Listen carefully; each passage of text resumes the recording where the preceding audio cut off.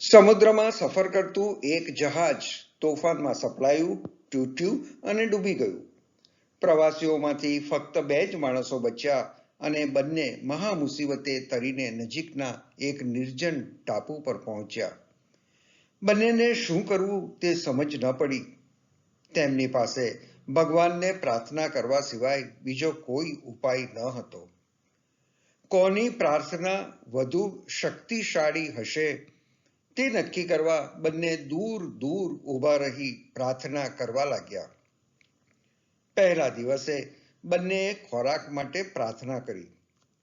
પહેલા પ્રવાસીની નજીક એક ફળનું ઝાડ ઉગ્યું અને તેણે ધરાઈને ફળ ખાધા. બીજા પ્રવાસી પાસે કંઈ ન આવ્યું અને તે ભૂખો રહ્યો. બીજા દિવસે એકલવાયું લાગતા પહેલા પ્રવાસીએ સુંદર પત્ની માટે પ્રાર્થના કરી. સમુદ્રમાં સફર કરતું એક બીજું જહાજ તૂટ્યું અને ડૂબી ગયું. પ્રવાસીઓમાંથી ફક્ત એક જ સ્ત્રી બચી ગઈ, જે તરીને અહીં આવી અને પહેલા પ્રવાસીને આવીને મળી. બીજો એકલો જ રહ્યો. ત્રીજા દિવસે પહેલા પ્રવાસીએ ઘર, કપડાં, વધુ ખોરાક માટે પ્રાર્થના કરી તો તેને બધું મળી ગયું. બીજા પ્રવાસીને કંઈ ન મળ્યું.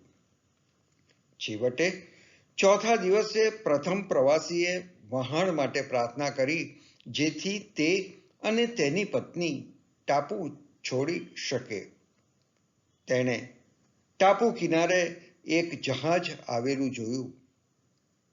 પહેલો પ્રવાસી તેની પત્ની સાથે વહાણમાં ચડ્યો અને તેણે બીજા પ્રવાસીને નિર્જન ટાપુ પર એકલા છોડી દેવાનું નક્કી કર્યું. જ્યારે વહાણ રવાના થવાનું હતું ત્યારે પહેલા પ્રવાસીએ આકાશવાણી સાંભળી. તમારા સાથીને ટાપુ પર એકલા છોડીને કેમ જાઓ છો? પહેલા પ્રવાસીએ જવાબ આપ્યો, મારી જ પ્રાર્થના ફળી હતી. તેની કોઈ પ્રાર્થનાનો જવાબ આપવામાં આવ્યો ન હતો. તે ભગવાનના આશીર્વાદ મેળવવા માટે અયોગ્ય હતો. ફરી આકાશવાણી થઈ, તારી ભૂલ છે.